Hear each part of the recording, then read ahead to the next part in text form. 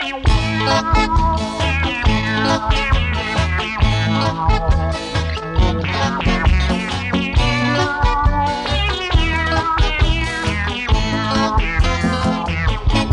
าพาน้อ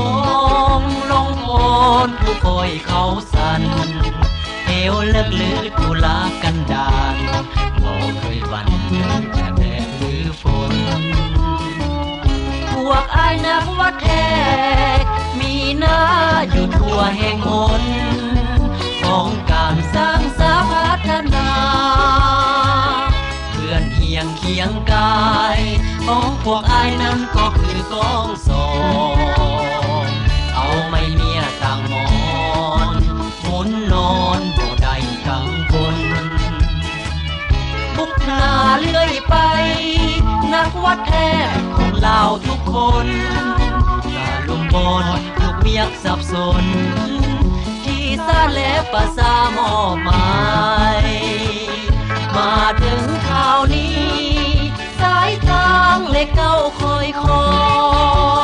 งอายขอลาน้อง